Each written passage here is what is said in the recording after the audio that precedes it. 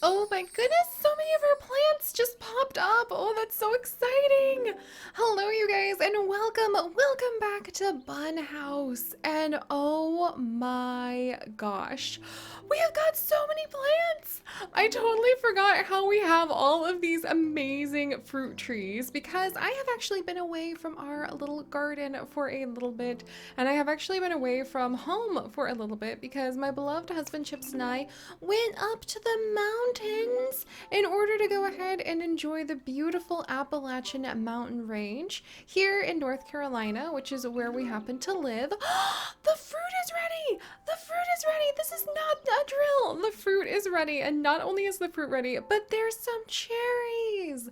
That is so perfect because today's story I wanted to share with you guys was actually how happy Chips and I are to have returned home to our little cheery tree house of an apartment where we live. It is surrounded by leaves and greenery. You can see all sorts of pictures on my Instagram when I came home, and I was like, oh my gosh, we actually live in a jungle. And I am so happy to be here, and I really want to create some very special, wonderful memories here in the home that we've actually been in for like 3 years now.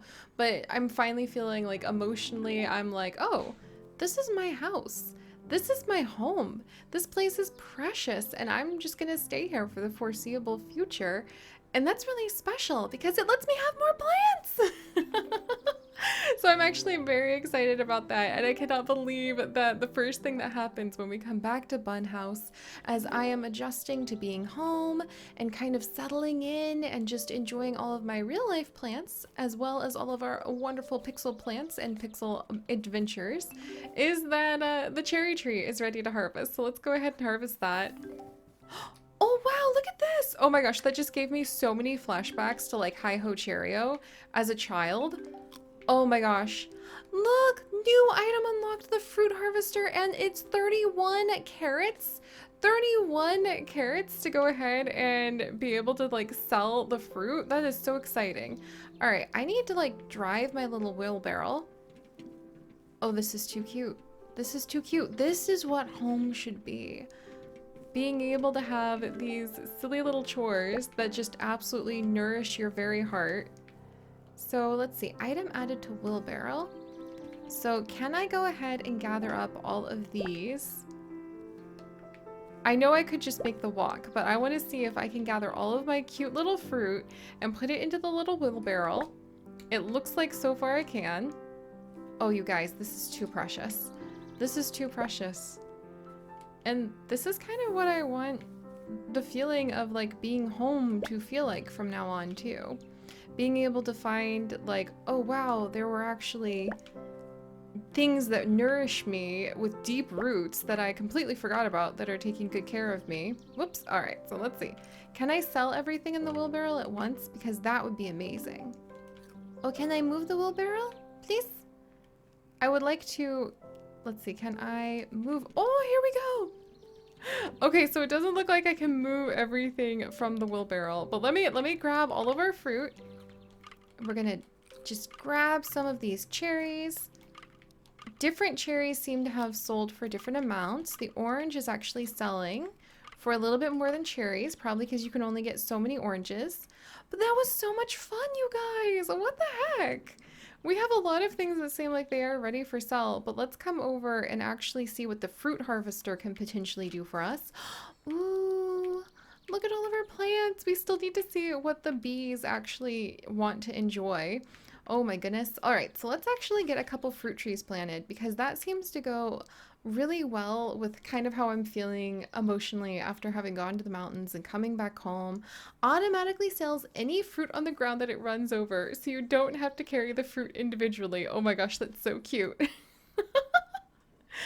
But after having gone out and after having been out in the mountains with my beloved husband and then coming back home to our home, it really has hit me how wonderful it can be to have a phase of your life where you have roots, where you have things that are kind of like the trees of your life. You don't even realize they're really there because they're kind of in the background most of the time, but you planted them years ago, you put all the effort in years ago, and now here you are, you come back and you realize, oh, it's spring now in my life or with this tree, and the leaves have come out, the fruit is growing, you're able to be nourished by your home. And I think that that's something very, very special that I've not really had before because growing up, we moved around so much and we always were so insecure with our finances. And there was just never any guarantee that we would have that nourishment from home. So it's super special now when I come home to the little cherry treehouse that Chips and I are sharing and growing. I'm going to get another cherry sapling just to celebrate the cherry treehouse. And I can look around and I can say, oh wow, this is really working.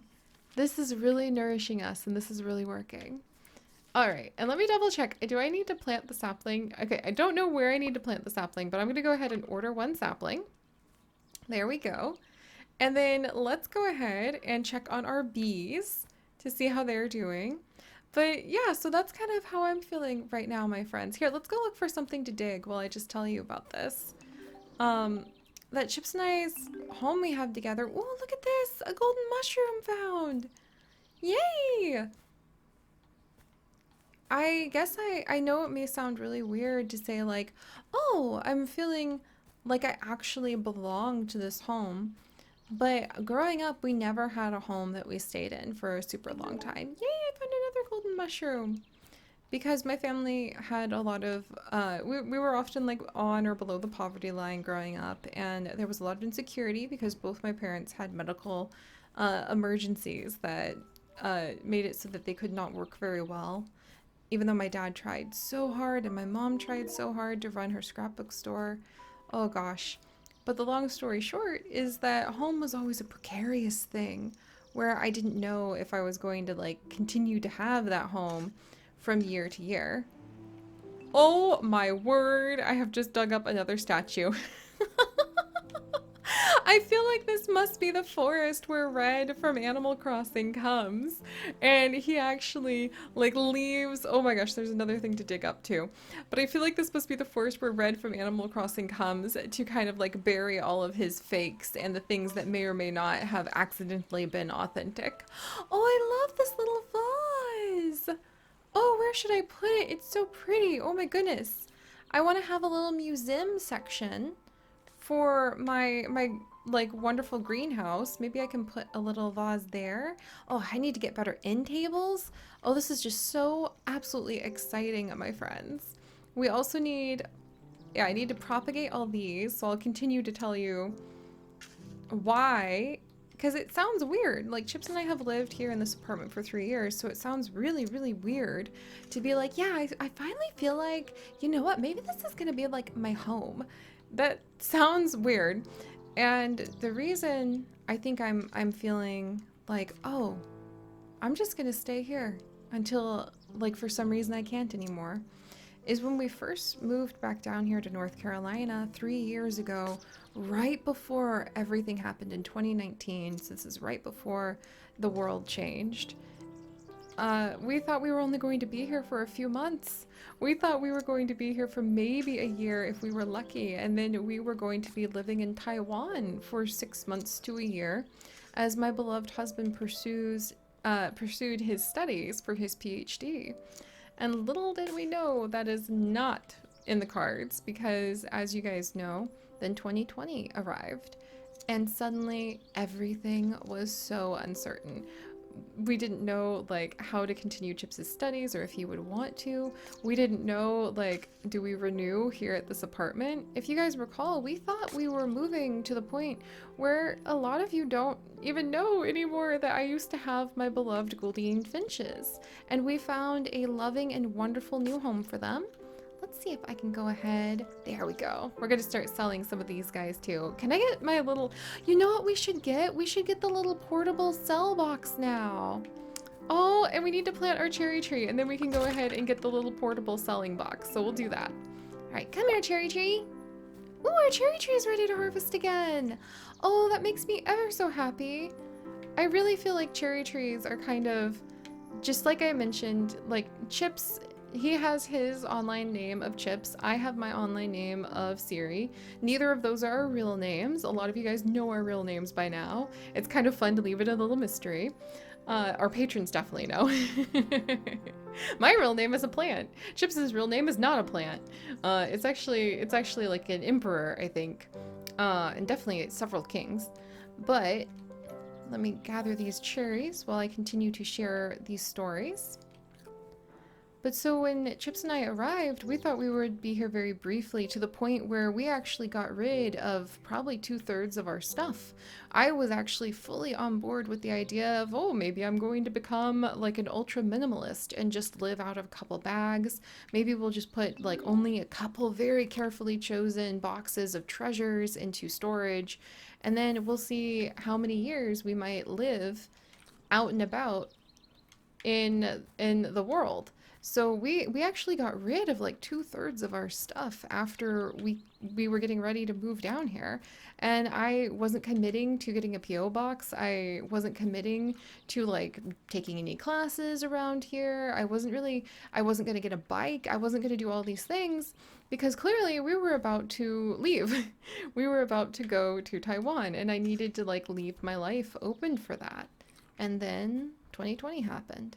And suddenly, I might need to leave my life open for a lot of other reasons that felt confusing and overwhelming. And my parents got sick, and they're like the most vulnerable population out there.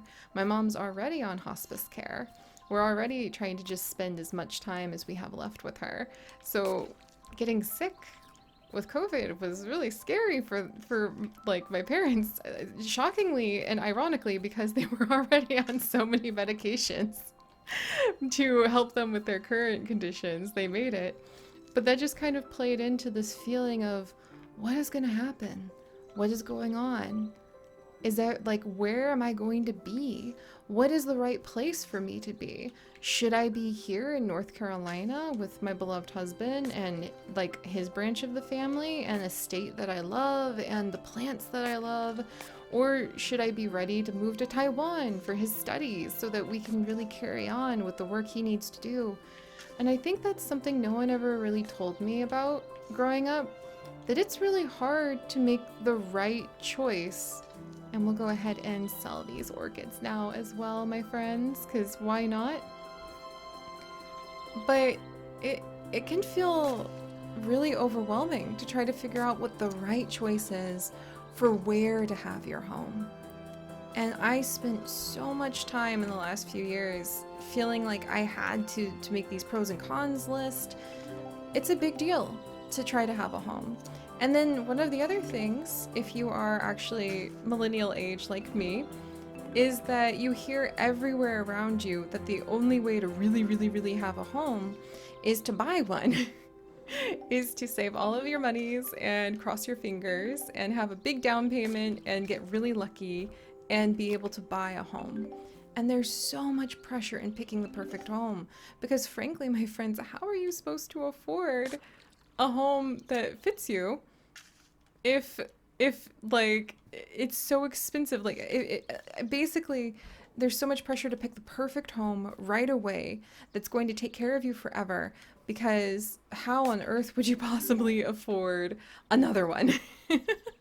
That's kind of how it feels, is how could you possibly afford to get another one if you don't get this one right? So there was a ton of pressure to try to, if I was going to have this feeling of home, pick the right place to have a home, and then pick the right actual physical home, and then save up all of this money, and then dedicate like the next 30 years of my life to a mortgage having this home. And that was really, really intensely overwhelming when I was trying to answer this question and kind of this quest in my heart of, do I need to have a home that is in one place, or am I going to become a digital nomad who can live anywhere? Do I need to have the ability to live anywhere just to keep up with my family for either their health or with my beloved husband Chips for his studies? How can I possibly put any roots down? For a year and a half, until everything really started to happen in the world with 2020, I didn't even buy any new plants.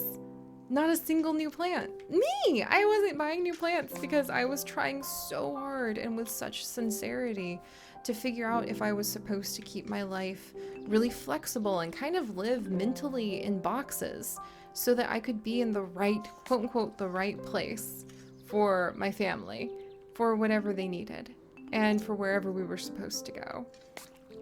And so, yeah, that's why for the last 3 years that we have lived in this apartment, I really have not put roots down emotionally and mentally for making this my home, because I thought I might have to leave it at any moment.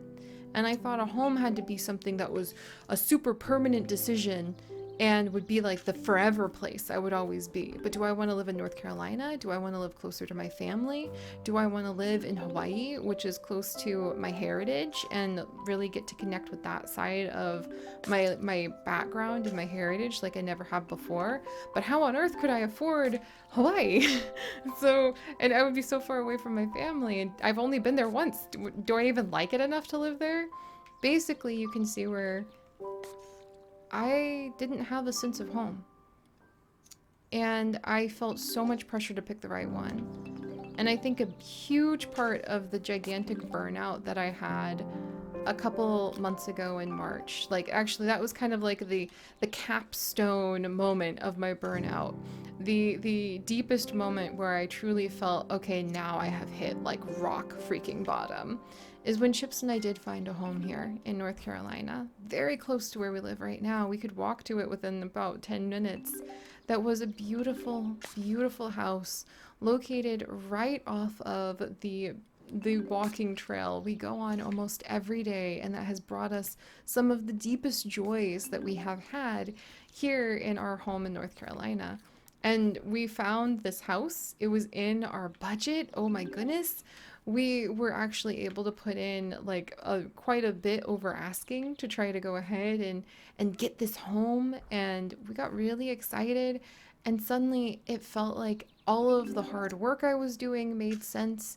It felt like all of the grind of YouTube and how difficult YouTube can be made sense, because we were going to have this home, and I was going to be able to, every time I got tired from work and every time I got discouraged from trying to juggle how unpredictable YouTube is and how isolating it can be in some ways, and how your whole life like becomes this measure of metrics when you do YouTube, it was going to have meaning, because it was all going to be to like make these house payments for the next 30 years and have a home.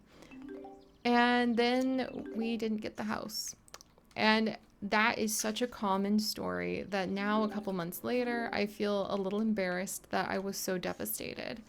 But it was one of the biggest emotional decisions. It was as big a decision, it felt, as marrying Chips.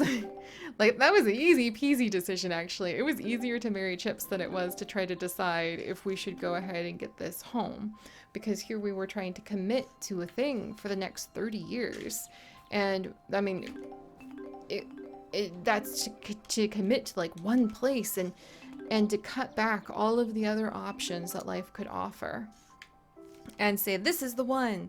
And so then emotionally you make that decision, and then somebody pays literally $75,000 more than you. than anything close to asking. It went for like about $125,000 over asking. So needless to say, Chips and I did not get the house we fell in love with. And I was so sad. That was probably the deepest part of my burnout and my sadness in the last few months. But then something really kind of interesting happened. I took some time just to kind of be, and to try to figure out, okay, what parts of life have like a value? What makes life feel good? And my beloved husband, he's amazing, you guys. Basically, the long story short here is that the longer I spent kind of reflecting on it, the more I realized that I don't need a permanent house to have a home. The trip to the mountains we recently had was so delightful. And when we left, I still kind of thought about the apartment that we have as something temporary. After all, we have to sign a lease every year. So how could I consider that home when the person who like writes our lease could decide, you know what, I'm going to make it too expensive for you to live here and you're going to have to find a new place to live next year.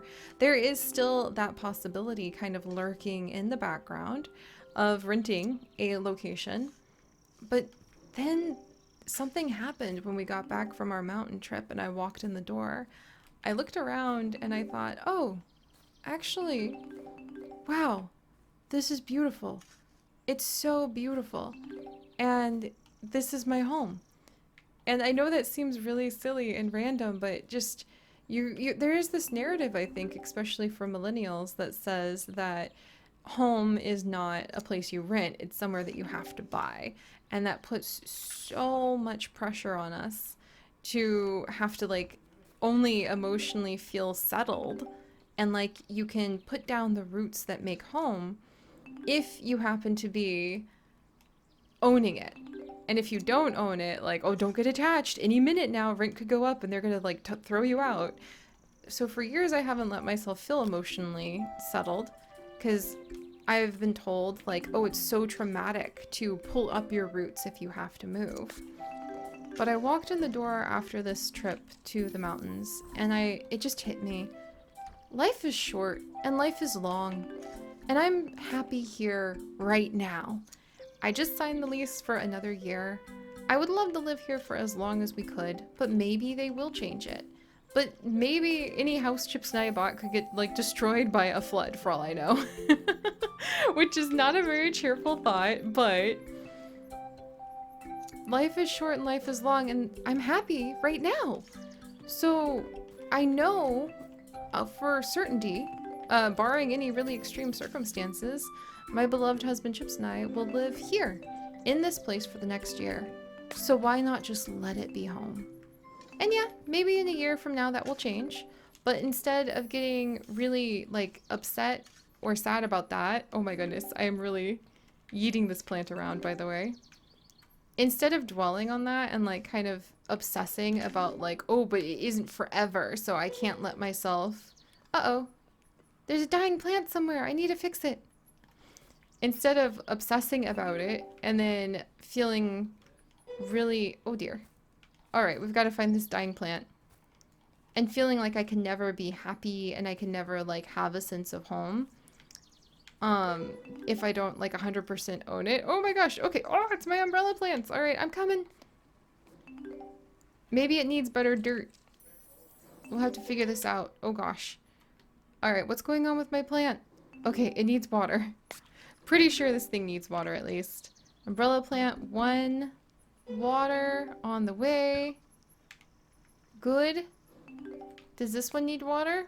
Oh boy. All right. Well, clearly I need to stop rambling and get to the point of things. Oh, it's this guy. Oh, bad dirt quality. Don't worry. I'll get you a dirt yeeter and it'll all be good. All right, let the dirt spread through here and it'll all be good in just a second. But yeah, basically, I know it seems really, really silly, but it was a really hard thing for me to get to this point where I can look at something that very well might be temporary, because I have no idea if we'll be here in another year. But I was really amazed when I stopped and thought about it and realized I think I've really held myself back from being happy because I kept telling myself, oh, things have to be like permanent in order for me to be happy. And if they're not permanent, like, or in order to feel safe and in order just to feel happy here. And if they're not permanent, then how can I call this place home? So I don't know when we'll move. I don't know where we're gonna go, but I'm done with kind of selling a place that might be temporary short, because I think it makes me feel so short-sighted about the happiness that exists right now around me. And it makes me feel like I can't lean into that. And I think we maybe obsess sometimes about like, oh, but if it's not permanent, like maybe if a relationship or a friendship isn't permanent, if I can't rely on this person to be next to me until I am like 70 and I'm gonna die on my deathbed, then what's the point of having a friendship with them? if I can't rely on like this job to fulfill me from now until when I retire, then what's the point of being attached and really digging deep the roots into this identity right now? And I think that's kind of protective. Like, you don't want to get hurt. But now that I've had a chance to kind of reflect on it, I wonder how much that has really kept me back from just kind of enjoying life and just leaning into, what, this is my home right now and it makes me happy. And I don't know what the future might hold, but I'm just gonna go ahead and take the risk of putting the roots down. And yeah, maybe there was part of me that was like, no, no, that's not practical because, money. What if I buy a ton of plants, or what if I buy a bike and then the next place we live at, like, I'm gonna bemoan the fact I spent the money on things that like didn't come with me. But that seems really like, okay, there's some validity, like don't spend so much money you put yourself in at risk, but that's true for any time of life, not just if you're gonna have something be with you permanently. So I can't believe I have held back for so long on maybe buying cute little Etsy art that really stands out to me. I can't believe I have held back for so long on getting plants. That's actually the main theme of my birthday this year. Is Chips and I spent a super long time getting a bunch of plants for our home. Will we have to get rid of some of them next year if we have to move? Maybe. But that's a whole year. A whole year where I get to wake up every day and run around my real life plants and be full of joy. And yes, maybe you could argue, maybe you could sit down and like you could look at the metrics and you could be like, but look at how much money you saved on the plants that you couldn't bring with you. But I'm not purposely going out of my way to get things I don't think I can have in a year. The odds are good I can still have them, and I'm not putting myself at risk. So why not take the risk of putting down roots? So that's the theme I have. That's the big life lesson I have brought back from the mountains. And thank you guys for letting me share it with the world in a calm and beautiful place like our little greenhouse. I have to say I am so happy to be back in Bunhouse, and I am so happy to share some of these stories with you guys because it means a lot to me to be able just to offer whatever little weird Siri wisdom I have collected from all of my own trials and tribulations in the world with you guys. And I hope maybe it'll help somebody else just feel like, okay, maybe it's worth taking the risk to go ahead and put some roots down, however matters to you. So thank you guys so much for joining me. Holy coly, like holy moly, this is awesome. And look at how much money we have now. We're definitely gonna be able to spend that on some good things next time. And we dug up that interesting statue and the vase, which I love. So we will have some more fun in Bunhouse and hopefully share some more insights and stories in the future. But I wish you luck at putting down roots in whatever gives you a sense of home. And I think it's worth the risk. I think we always have to be mindful that you can't predict or know the future. And that, yeah, sometimes it might really hurt when, like, those roots are lost. But I think there's a difference between being able to say, like, oh, man, it hurts because I lost those roots. And it hurts because I never put those roots down in the first place. It's better to love and lose than to never love at all, as they say. But alright, so I will see you guys next time for more chit chat as we go ahead and jump around in the greenhouse. And honestly, this is really reminding me of our old Q&A series that some of you very, very distinguished and tenured pixel biologist. In fact, some of you guys probably do have tenure, 10 years with us by now. So yeah, you guys who are tenured pixel biologist may actually remember when we used to do Q&A for our greenhouse episodes, and I think I'm going to be bringing that back. So I'll check in. We have a Q&A section in our Patreon Discord.